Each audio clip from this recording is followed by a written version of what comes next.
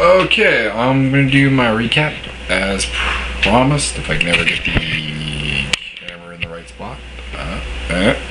Close. There we go. Anyways, recap of UFC live on Versus. What do I have to say about this card? Let's just go through the fights. And my dog just came in. Alright. Fight number one that we got to see was James Irvin, Alistair Sakara. Irvin looked sucked in at 185, although not to the point where I think maybe he can find a home in the weight class still.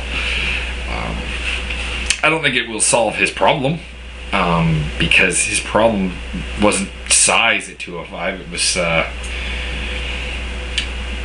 in a nutshell, just having no ground game and no wrestling, which I think will still be a problem at 185. So I'm not really sure why he's cutting weight. It's kind of like Stephan Bonner's been talking about going down to 185. I kind of go, is that really going to fix Stephan Bonner's problem? Is it really? Because, in the end, they're kind of the same, other than Irvin has KO power. They're both, pretty good strikers, and both have no wrestling, and Bonner has a ground game. In a nutshell, Irvin against, I can list off a number of names at 185 that are not even top guys. Like, let's throw Dan Miller out there. Let's throw out, well, I still don't consider Chael Sonnen to be a top guy, but I guess he is. Even going back to some guys that don't have jobs in the UFC, Travis Lutter, just take him down and submit him. Anyways, he loses the fight via a punch to the eyeball. It was painful, but I have a problem with this, with his reaction to it, which is, you know what? Even if you think you get eye poked, even if you're positive you got eye poked, you really don't want to drop to the ground like James Irvin did. That's inviting a stoppage, or it's inviting, a good pounding. It's kind of really all there is to it. Anyways, good call by Rosenthal, because it was a punch to the eye, not an eyeball, or not an eye poke. And you get a win for Sakara. In exciting fashion for a change, unlike his last fight against Talis Latest. Next fight was, I believe, the Czech Congo Paul Boitello fight. Joe Rogan's commentary for this fight annoyed the piss out of me. Holy crap. If I have to hear about how Paul Boitello's a one-trick pony one more time, and that, why is Czech Congo taking him down, which, contradicts itself. It was, just a terrible display of commentary. And why I hate Joe Rogan being in the booth. He knows his shit, but he's annoying at times. Basically, Congo came out. He controlled what stand-up there was, although Boitello did get some shots in. He took Boitello down, somewhat at will. Someone needs to teach Paul Boitello how to do a guillotine, because there's some very, very good opportunities there. Czech controlled him on the ground, beat him up, but, when he really put his mind to it, Boitello was able to get up. And eventually he tapped out to, it was elbows to what looked like the thigh or possibly the side, but in the end I think it was just monstrous beating and knowing he'd lost that made Boitello tap. And to those who say that, that's kind of pansiest, I invite you to get pounded down by Czech Congo for, how long was it? It was like something like 13 plus minutes, basically non-stop. What does this mean for Congo? Nothing. He's kind of in the same place. He has a job. That's about it. Because if he lost this fight, I don't think he would. But you know what?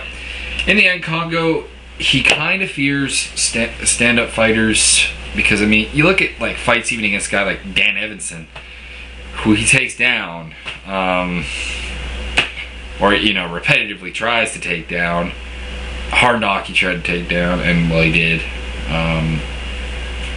For a man who likes to throw out that he'll beat anyone on the feet, he really doesn't seem to stand with anyone with stand up that he thinks he can take down. That's it. His ground game is decent.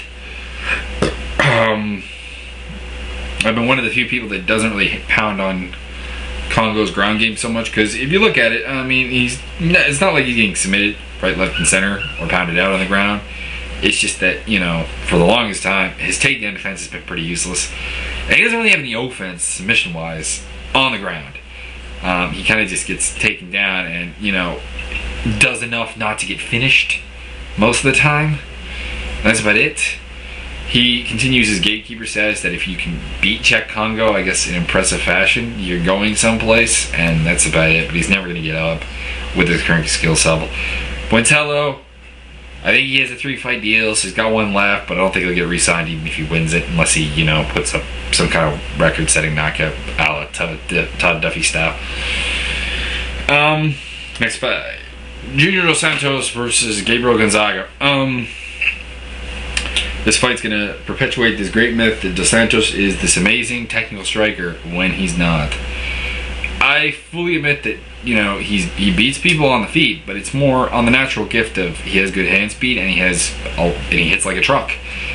His actual technical boxing is not that impressive, and I don't know why people are repetitively impressed with it. I guess it's because he knocks people out. But if you look at his knockouts, Verdum, not really a stand-up guy.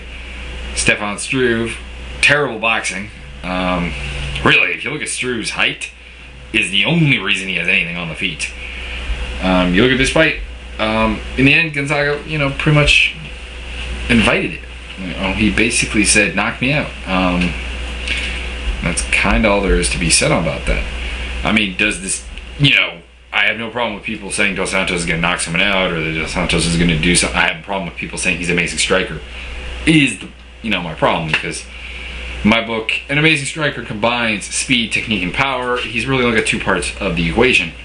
He doesn't really have the technique yet. Yet, he's still young enough that he will pick it up, and we'll see. All I know is his defense is somewhat suspect. He seems to have a chin, though, because nothing really phases him when he gets hit. So, I mean, if you got a chin, you got speed, you got KO power, you can do things. But I just feel that he's been overhyped. And if he does fight Cain Velasquez, I'm going to be picking Cain Velasquez. Kind of all there is to it. And the main event, John Bones Jones versus Brandon Vera. Bad night for eye sockets. Bones Jones takes him down, roughs him up a bit, shows some ground weaknesses that he still needs to work on. But that's fine. Man, that young, he's going to have things to learn. And he finishes him with a shot to the temple. He's kind of in the same boat as Dos Santos in that I think people somewhat overrate him because he's powerful and he's fast. But like Dos Santos, I think he has a lot to learn yet. For one thing, if the camera was lower, don't be sticking your arms out like well, not like this, but down, but like that, because you're inviting an armbar, and I'm a little surprised Vera didn't try it. So we keep hearing from Lloyd Irvin and other people that Vera's got this ground game that is really, really good, and we just never see it. But every time he gets taken down, we don't really see it. And that's kind of it. Bones Jones, where does he go? Well, he continues up the ladder. A Thiago Silva,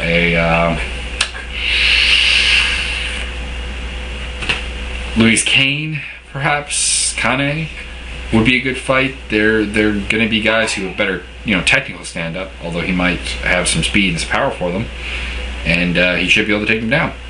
But they both have good ground games, so I think that actually would be a pretty decent gauging of his talents, because I still wonder about his ground game, and I wonder about his unorthodox striking. That I think it can land him in trouble a little bit. But it's just me. Where does Vera go? I don't really care. Despite the fact that I know Brandon Vera is a really talented fighter, I can never really get excited for any of his fights, unless it's for the other guy. So that's about it. John Howard knocked out Daniel Roberts. Where do they go? Don't care. John Howard's not really a fighter I really like to watch. He got a nice, spectacular knockout this time, but he had pretty dull fights against Tandem McCrory. Pretty dull fight against, or he had a good fight against Chris Wilson, which I thought he lost. So I don't know. Daniel Roberts, he looked technically professional. I'd like to see him get a second chance. I don't really have particular preference as to against who. Anyways, that's my review. Hope you enjoyed it.